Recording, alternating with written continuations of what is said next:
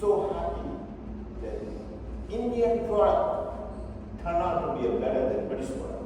So that's where you have all that. So, the reason I'm jealous because of my very first interaction with an IIT and with a faculty member. I was in my third year of civil engineering, and it was like in 1975, 76, so I was about writing and translating back and said, oh, he's an old man. You can say, yeah, I'll not take it personally. So I was in third year civil engineering in 75, 76. At that time, the context, movie Sholay was used, and the guy Gabbar was a sensation, and everyone was speaking Gabbar dialogue. So anyway, we were given a project to design a structural steel girder to support a bridge. And at that time, there was no AutoCAD. So whatever you do, you have to do manually on the drawing board. And that design involved almost about 80 to 100 grids in equal spacing. So it was very common at that time that, one or two guys will do manually and everyone else will do what's called cheapy gas pressing. So basically, you put the drawing, other than below it, aluminum, then you copy it. So the Viva professor that conducted our structural steel examination was from IIT. So he came to do the interview, and within like 15-20 minutes, my answer was in. So he figured out that people have a copy, and he asked them, to whom did you copy from? There were only two names. One was Pradip Mehta, the other was Shekhar. So when they came out, they already told me that, by the way, the professor knows your name, and he told them that we copied from him. So my turn came, and I was a little bit scared as to how he may react. So as soon as I entered, he's saying to me, "Aao, Pradip, aao," and I'm saying, "Oh, this is a Sholika Dabarani." And I was stretching my imagination as to what he may say. He nailed me. How many people did you copy from? And I was thinking, what is next he's going to say?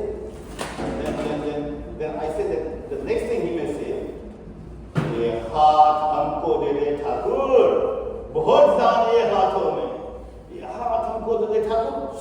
Oh, it's paining. I'm just kidding. No, he was very gracious. He spent some time in conveying to me that I was maybe thinking that I did a favor to my friends. But in reality, I was spoiling them. I was not allowing them to learn. And he now asked me a question. After you graduate, would you work on a bridge designed by your friends who copied from us? I said, oh, this doesn't make no sense. So anyway, he proceeded, and he asked me one of the very out-of-the-box questions, which I could not answer.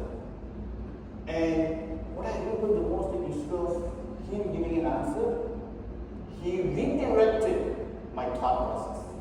And went through a couple of scenarios and got the answer out of me. And when I came out of the Viva room, I was so awestruck. I was so flabbergasted that this guy, within 20 minutes, was able to basically transition my thought process into a completely different level. And I said, if he did that for 20 minutes, what would be like with regular IIT students? So that's how I got very jealous. I learned so much from an IT professor in matter of 20 minutes during the Viva exam. I've been in USA for now only 40 plus years, and I will tell you that you guys are very popular in USA to the degree that back in 2001 there was a joint resolution in House of Representatives, unanimously passed. So as you know, this country is divided. There are 50% Democrats and there are 50% Republicans. But this resolution was unanimously thanking IIT and IITians for their exceptional contribution to US economy. And also at that time, I think in 2003, there's a very popular show, 60 Minutes. It's a documentary show, and it's been there for 50 years now. It gets televised on Sunday from 7 to 8. And almost like half of the nation watches it. Because unlike India, in USA, you work like a dog from Monday to Friday. Then party like hell on Friday and Saturday. And then on Sunday, you kind of slow down, get ready for the Monday red race, right? So almost half of the population marched. And it was Leslie Stone who basically went to Mumbai